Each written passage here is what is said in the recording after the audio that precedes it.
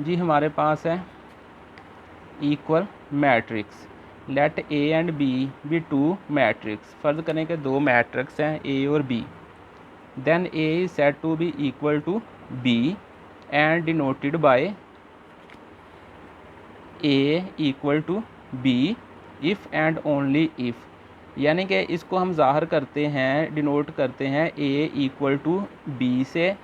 ए हमारे पास इक्वल होगा बी के और बी हमारे पास इक्वल होगा ए के, यानी कि इफ़ एंड ओनली इफ़। इसका मतलब है कि ए मैट्रिक्स जो है वो इक्वल है बी के और बी इक्वल हो ए के।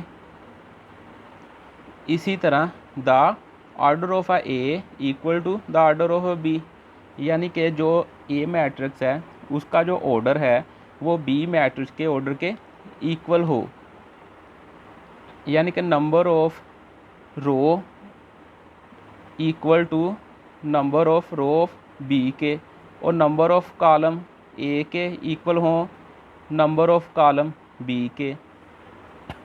मिसाल के तौर पे हमारे पास एक मैट्रिक्स है ए, यहाँ पे देखें 1 3 -4 2 एंड बी। यहाँ पे ए का जो ऑर्डर है वो है 2/2, यानी कि इसमें कितनी रो हैं, एक रो ये है, दूसरी ये है। और इसी तरह कॉलम कितने हैं, एक कॉलम ये है, एक कॉलम ये है। Number of row and column इसके क्या है जी 2/2। और इसी तरह बी को देखें, इसमें ये क्या है जी, अगर हम इसका सलूशन करें तो देखें हमारे पास जो बी मैट्रिक्स है वो क्या बन रहा है 1 है और ये है नीचे -4। और ये देखें 2 + 1 3 4 - 2 2 के। तो ये उन्होंने क्या किया, उन्होंने जानबूझ के 2 + 1 लिखा हुआ है ताकि इसमें बच्चे थोड़ा सा कंफ्यूज हो जाएं कि पता ना चले कितनी रो हैं कितने कॉलम हैं। तो आपने क्या करना है, अगर 2 + 1 है तो इसको आपने सोल्व कर लेना है। तो हमारे पास 3 बन जाएगा। 4 - 2 है तो इसको सोल्व करें, हमारे पास 2 आ जाएगा। तो अगर हम इसमें देखें यहाँ पर भी नंबर ऑफ़ रो और नंबर ऑफ़ कॉलम 2/2 है। तो इसका मतलब ये हुआ जो मैट्रिक्स ए है ये मैट्रिक्स बी के इक्वल है, क्योंकि इन दोनों का जो ऑर्डर है वो सेम है। वी सी डैट, हमने देखा the order of a matrix ए, वो कहता है कि हमने इसमें ए में और बी में देखा कि जब the order of a matrix A equal to order of a matrix B के। जो बी ऑप्शन है वो कह रहा है कि their corresponding elements are equal, और वो कह रहा है कि इनके मुताबिक जो एलिमेंट्स हैं वो भी इक्वल हैं। ये देखें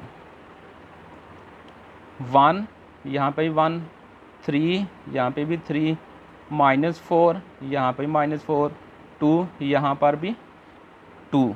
तो हमारी ये वाली कंडीशन जो है वो सेटिस्फाई हो गई। तो लिहाजा ये हमारे पास इक्वल मैट्रिक्स, ये हमारे पास इक्वल मैट्रिक्स बन जाएगा।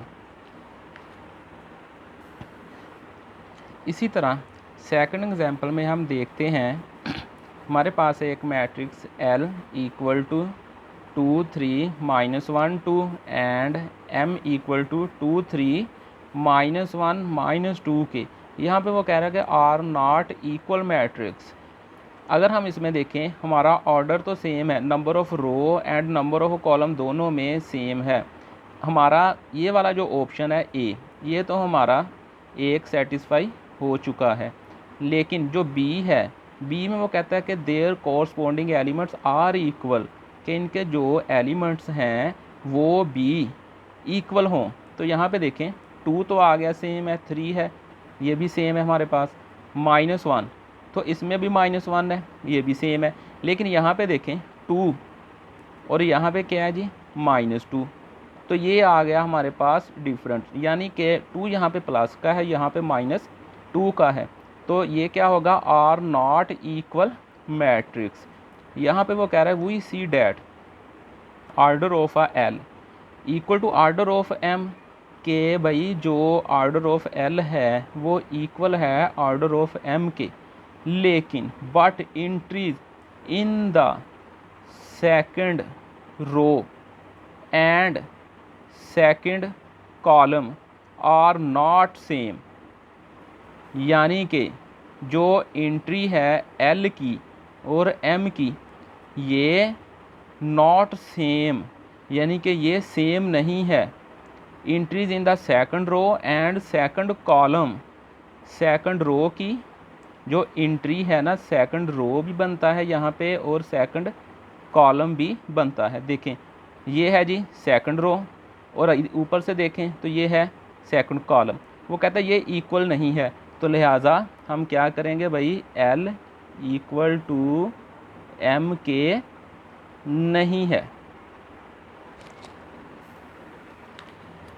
तो इसी तरह हम नेक्स्ट एग्जांपल जो है वो भी देख लेते हैं जी। हमारे पास जो नेक्स्ट है वो है जी P इक्वल टू 2 3 माइनस 1 2 के एंड Q इक्वल है 2 3 4 माइनस 1 2 और 0 के। यहाँ पे अगर हम देखें यहाँ पे क्या है जी, इसका ऑर्डर 2/2, यहाँ पे इसका क्या ऑर्डर है जी 2/3, क्योंकि यहाँ पे नंबर ऑफ रो तो 2 हैं लेकिन जो हमारे पास नंबर ऑफ कॉलम है वो कितने हैं जी 3। तो यहाँ पे जो हमारी पहली कंडीशन है वही हमारी जो है वो फेल हो चुकी है, क्योंकि जो P है और Q है इसका पहले तो ऑर्डर जो है वो सेम होना चाहिए, फिर उसके बाद जो कॉरस्पॉन्डिंग उसकी जो है एंट्रीज वो इक्वल होनी चाहिए। तो हम क्या कहेंगे जी, आर नॉट इक्वल मैट्रिक्स।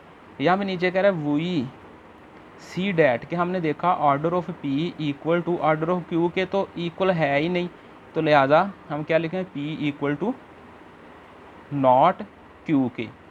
तो ये भी हमारा जो मैट्रिक्स होंगे ये भी नॉट इक्वल के होंगे।